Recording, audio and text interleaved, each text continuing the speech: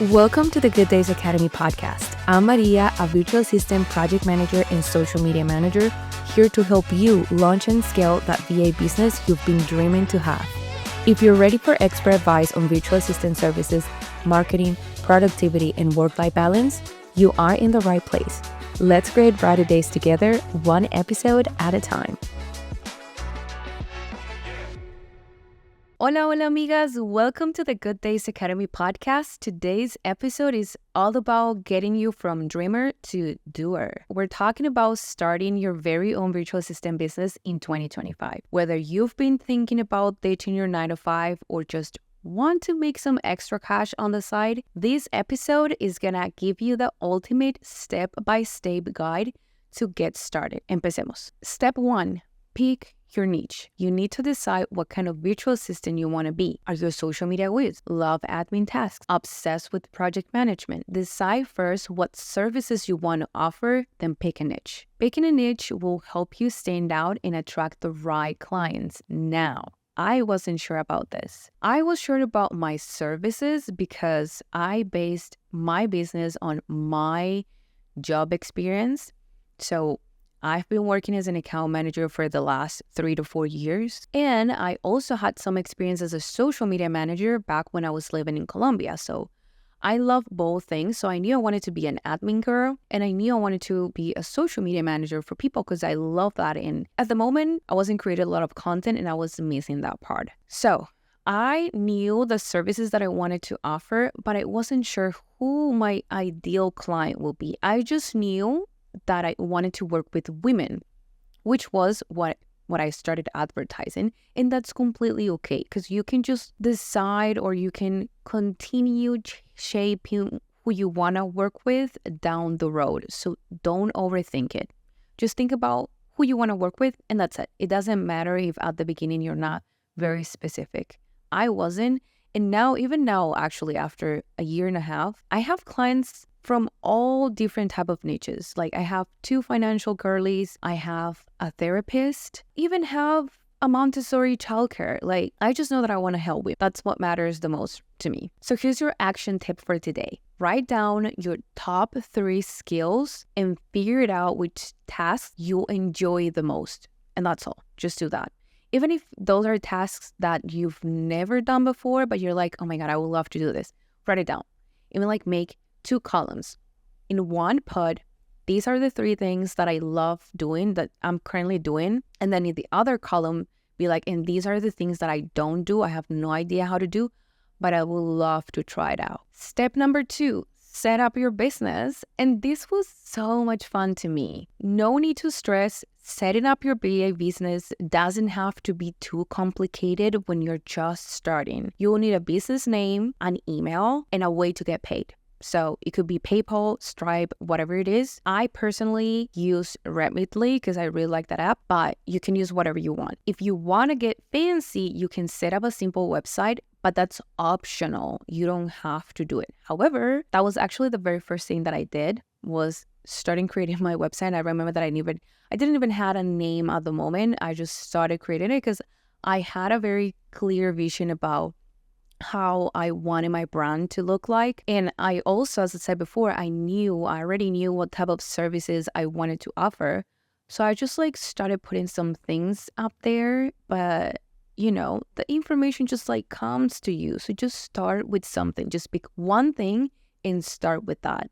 And then the other thing is going to come along, So the action tip for you today, right now, is to grab your business name. Think about what you want to offer, how you want people to feel about your business. So for example, I knew that I wanted to help women. I see a lot of women that I admire so much, so tired and with no support at all. So it's like, man, I would love to be able to, just have my business be that support, that first sip of coffee in the morning, just that thing that feels so good, it feels so right. So I always had this thing in my head, I want them to have better days. That's what I used to think. And then I was like, okay, I just call it just good days, because I want them to have better, good, brighter days. So that's where my business name came from. So think about that. It doesn't have to be something very obvious about virtual assistant or social media management. If you want it to be, that's fine. But if you don't, think about what you want people to feel when they think about you and the services that you offer and your business. Grab your business name and create your first social media platform. I'll say that maybe LinkedIn and Instagram are really good to start, but just pick one. It doesn't matter. It doesn't even matter if you're not going to post anything today or this week. Just create it, because that also gives you like this thing of like, I'm getting somewhere here. Step 3, create a price list.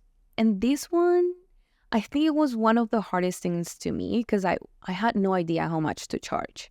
So I'll say the first, look at other VAs and what are they charging, what are their services, how are they packaged them all together, because that's also important. I've never charged by the hour. I always, from the start, put packages together because I feel like that's the right way to start and to continue. And then create a simple price list. And remember, you can always raise your rates. You can always change them. And this is just like until you get your first client, you kind of like see, okay, maybe I'm undercharging, so this should be this price. You can also ask ChatGPT, why not? Ask him to help you put packages together depending on what services you want to offer, and ask him, how much should I offer if this is my experience, if I've been doing this or that for this amount of years or months of whatever. Action tip, write down your services and prices today. It doesn't matter if that's not going to be your ultimate services and prices guide. It doesn't matter. I just want you to start. So just start thinking about how much that could be. Also think about how much, if you're going to start your VA business based on your work experience, how much you're getting paid right now. Do you think that's fair? Would you like it to be a little bit more? That's like a good place to start. If you still need help, I've got a free downloadable VA prices workbook to help you out. It's in the episode show notes. Step 4, market yourself. Amiga, you have to do this from the start. I don't care if the only person following you on social media is your mom, your tia, your boyfriend, your bestie. I don't care. Even if it's just me, I don't care. Because first of all, it's fun, especially if you want to do social media and if you don't have a lot of experience just yet. That's the perfect place to start and putting yourself out there and get experience about social media. That's the perfect way to do it with your own account. You have to get yourself out there so people will know that you exist. And trust me, I say for experience. When I just started, I created Instagram. That was the first social media platform that I created. And I feel like probably I didn't even have 100 followers at the time when my very first client found me. I'm still working with her. So Jen, if you're listening to me, I love you so much. Thank you so much for the opportunity. And it was amazing. And honestly, I had just a few followers, and the posts that I used to do were just like, this is what I do. I'm a virtual assistant. I can do this for you. Here are some project management tips. It wasn't a lot. It wasn't too complicated, but I was putting myself out there somehow. So post about you offer and start networking with business owners who might need your help. Start following people. Maybe there is like this cute coffee shop that you would love to be the social media or the content creator person for that. Just follow them and be like, hey, can I help you? Go to the coffee shop and even ask them, create a video, take a few photos, tag them so they will know who you are. They will see you. Action tip of the day about step 4, create your first Instagram post and introduce yourself as a VA today. Don't overthink it, just get started. So I have 3 posts pinned on my Instagram account.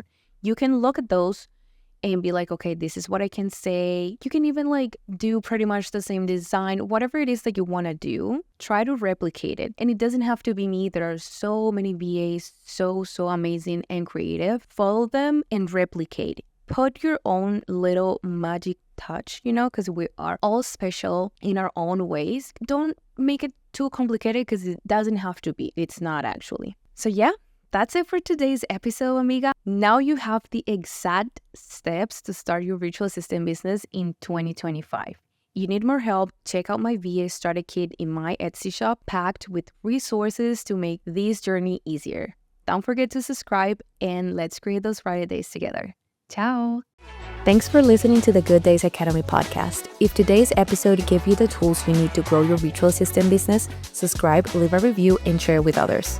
If you need more resources, visit my Etsy shop for templates and tools, and follow me on Instagram at gooddays_VA for daily tips on entrepreneurship, marketing, and virtual assistants.